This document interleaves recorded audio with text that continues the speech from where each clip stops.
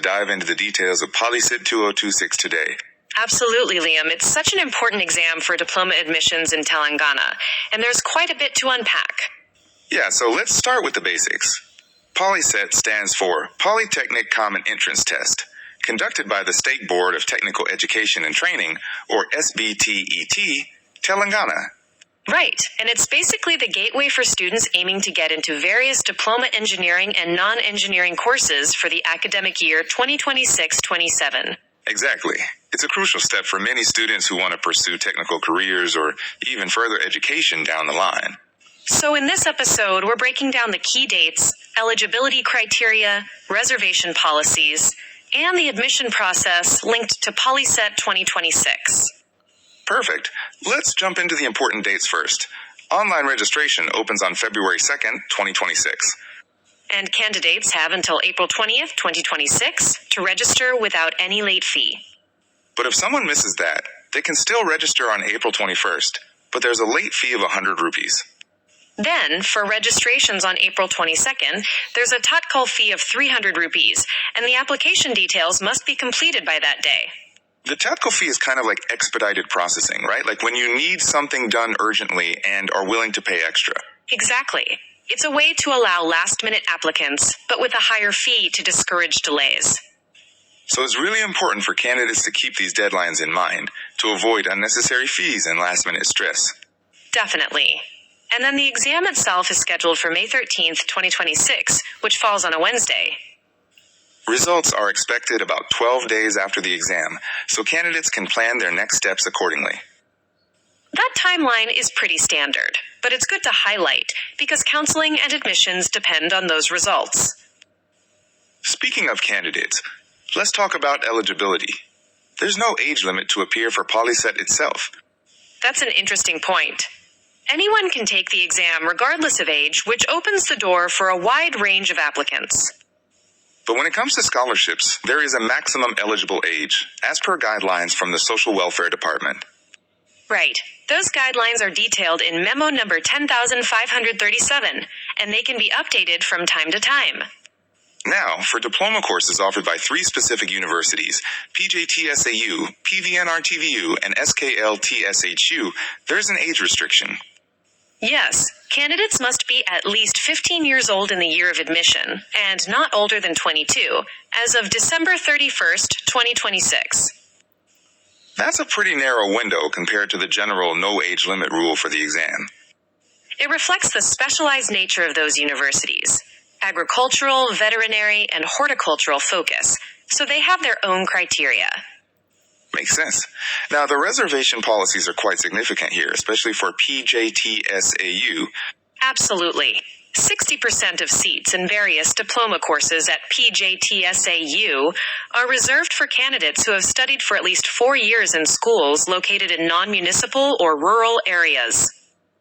That's a substantial reservation aimed at promoting access for rural students. Candidates need to fill out a specific pro forma called Annexure 9 and get it signed by the head of their institution to prove eligibility. And for PVNRTVU diploma courses, candidates must produce certificates from heads of institutions, confirming they studied for a minimum of 4 years in non-municipal schools during classes 1 to 10. So the rural reservation policy is a key social equity measure, ensuring students from non-urban areas get fair access. The remaining seats, then, are open to candidates from municipal or urban areas. It's important for candidates to have proper documentation and verification to avoid losing reservation benefits. Definitely.